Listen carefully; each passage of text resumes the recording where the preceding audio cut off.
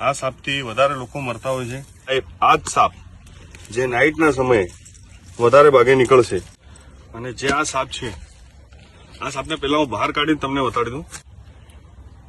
આ તમને જોવાતો હશે, એનું નામ છે ઇંગ્લિશમાં કોમન ક્રેટ અને ગુજરાતીમાં આપણે એને કાળોતરો તરીકે ઓળખીએ છીએ અને એને સાયલેન્ટ કિલર કહેવામાં આવે છે।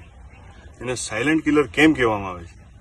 જ્યાં નાઇટના સમયમાં નીકળે છે આ, અને નાઇટના સમયમાં એને જો આપણી ઘરની આજુબાજુ ફરતો હોય અને આપણી ઘરની આજુબાજુ જો એને એના મોઢાના જીભના પ્રમાણે એને ખબર પડી જાય છે કે ગરમી મને કઈ જગ્યાએ મળશે, કેમ કે આ સાપને ઠંડી વધારે વેઠાતી નથી। હવે સાપની સિઝન જતી રહેવાની છે દોસ્તો। જે આ સાપો તમને જોવા મળ્યા હતા હમણાં, એ બધા સાપો હવે દેખાવાના ઓછા થશે, પણ આ જ સાપ જે નાઇટના સમયે વધારે ભાગે નીકળશે દોસ્તો। આ સાપ તમે જોઈ લો, એને આ વ્હાઈટ કલરના પટ્ટા જોવા થશે તમને એના શરીર પર દોસ્તો। આ સાપ લેટ નાઇટ નીકળવા વાળો સાપ છે, જે નાઇટમાં લેટ નાઇટ નીકળે અને ઘરોની આજુબાજુ એને એના મોઢાના થ્રુ એને ખબર પડી જાય છે કે મને ગરમી કઈ મળશે।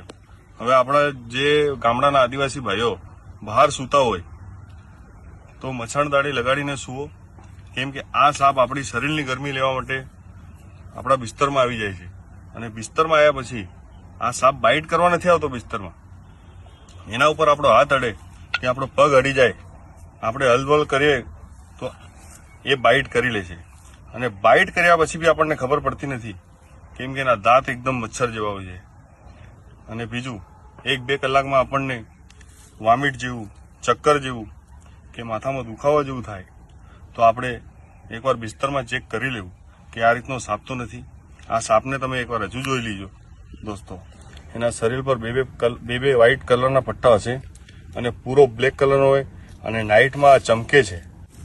કોબરા સાપનું ઝેર પણ ન્યુરોટોક્સિક છે અને આ સાપનું ઝેર પણ ન્યુરોટોક્સિક, પણ કોબરા સાપનું 5 બૂંદ ઝેર, 5 ટીપા ઝેર, અને આ સાપનું 1 બૂંદ એટલું પાવરફુલ ઝેર છે આનું। અને આ ઠંડીના સમયમાં આ વધારે નીકળે છે।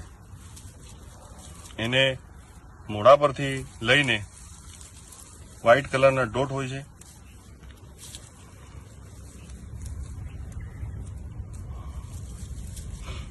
દોસ્તો।